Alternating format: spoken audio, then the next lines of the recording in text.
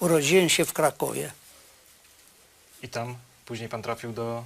Byłem w getcie krakowskim, później byłem w Płaszowie i pracowałem tam w biurze u tego Amona Getta.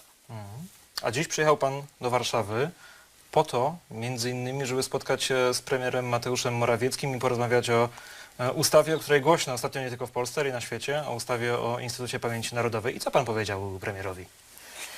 Ja powiedziałem, że nie wolno mówić, że tysiące zostało zabitych. Jak się wie, jak nie ma się numerów, to nie wolno powiedzieć.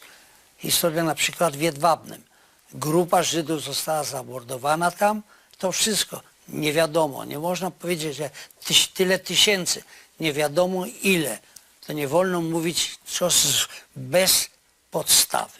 Byli ludzie, Polacy, którzy współpracowali z Niemcami, ale nam nie wolno zapomnieć, że byli również Żydzi, co współpracowali z Niemcami. Specjalnie żydowska policja. No, premier Benjamin Netanyahu oburzył się, gdy premier Morawiecki No w Monachium to powiedział... jest jego problem, Netanyahu. Ja mówię, to jest prawda. On tam nie był, ja byłem. Netanyahu nie był w obozie, ja byłem, to ja wiem, co się działo. Pańskim zdaniem ta ustawa może kneblować usta? Bo ta ustawa jest coś innego, to nie ma nic wspólnego z tym. Ja mówię tylko o faktach. Że byli ludzie, co współpracowali z Niemcami, Żydzi, jak i Polacy. I ja mówię, że ja jako Żyd wstydzę się, że byli tacy Żydzi. I naród polski powinien się wstydzić również Polakami, którzy współpracowali z Niemcami. Ale to co? To znaczy, że reakcje Izraela na tę ustawę, reakcje Stanów Zjednoczonych na tę ustawę, one są, nie wiem, przesadzone? No można. mocne? Zasadniczo może jest ta ustawa za ostra, powinna być zmieniona w moim zdaniu. A co powinno być zmienione?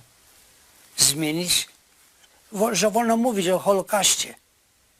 Co się stało, można mówić, jakkolwiek się mówi prawdę, bo nie wolno mówić kłamstw. Nie wolno oskarżać Polskę za to, co nie jest winna. To nie było polskich obozów, to były niemieckie obozy w Polsce. Niemieckie obozy zagłady na terenie polskim.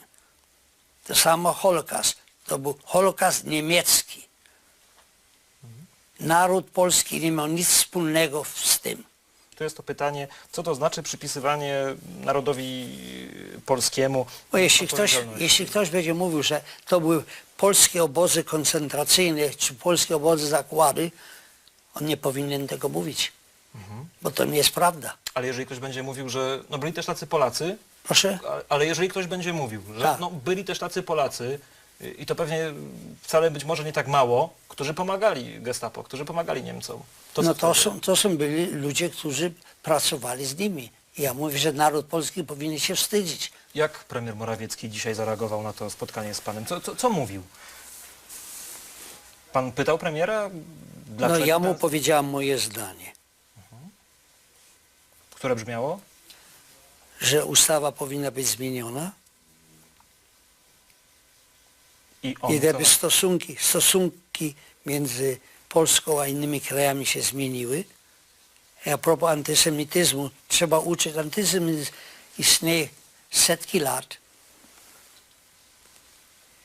i nie tylko w Polsce, ale w Ameryce też. Ja przed wojną jako dziecko, ja nigdy nie widziałem antysemityzmu. Słyszałem, że istnieje, ale nigdy nie odczułem tego. Teraz ja przyjeżdżam tu prawie, że co roku od lat ja nigdy nie odczułem antysemityzmu w Polsce. Zawsze, kiedykolwiek przyjechałem tutaj, to z grzecznością wszyscy mnie przyjmowali. No a premier Morawiecki jak zareagował na to, co pan mu powiedział? Co odpowiedział? No to było pytanie a propos również tej żydowskiej policji, co współpracowała. Ja mu tłumaczyłem, bo powiedział, że Netanyahu, ktoś był bardzo o to oburzony. Ale to są fakty, to jest prawda. Ja powiedziałem, jeśli chcę, ja mogę dać dużo nazwisk takich, co współpracowali w tej żydowskiej policji. Czyjej winy jest więcej w tym zamieszaniu wokół tej ustawy? Polskiej, izraelskiej, amerykańskiej? Czy ta wina rozkłada się porówno? Wina, że jest tyle napięć i tyle... W i moim tak pojęciu żydowskie, izraelskie, Dlaczego? bo atakowali Polskę. No na przykład Jedwabne. Wiemy, że zostało to morderstwo popełnione. My nie wiemy, ile ludzi. To ja twierdzę, że była grupa ludzi, którzy zostali zamordowani tam. To wszystko. Nie mówi, że było 1500 czy 300. Nie wiemy, ile ludzi. To nie wolno mówić ile. No tak, ale sam fakt, że tej zbrodni dokonali Polacy i teraz... Ale to wiemy o tym.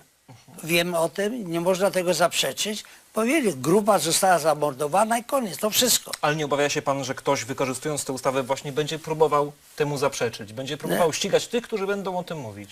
No to dlatego ja mówię, żeby zmienić tę ustawę. Ale zmienić w sensie, że wyrzucić... Jak zmienić? Co wyrzucić, co zostawić? Wyrzucić, zostawić zapis, że nie można przypisywać polskiemu państwu odpowiedzialności i współodpowiedzialności, czy i to zostawić, a wyrzucić tylko karę więzienia czy grzywny za to, czy wyrzucić w ogóle taki zapis? Jeśli ktoś coś mówi, to nie można mu przez to obwiniać państwo. A pan rozmawiał z Żydami w Izraelu na temat tej ustawy? Pytał ich pan o ich reakcję, dlaczego ona jest tak mocna? Z pojedynczymi ludźmi tak. Powiedziałem im, że nie wolno obwiniać cały naród polski, I co?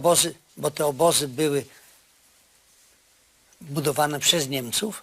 Jak pan to mówi przyjaciołom, znajomym w Izraelu, to co oni mówią na to? Że w Polsce jest antysemityzm, ja im mówię jedną rzecz. Ja tego nigdy nie odczułem. To wszystko. Dziękuję bardzo za rozmowę. Moim i państwa gościem był pan Edward Mosberg.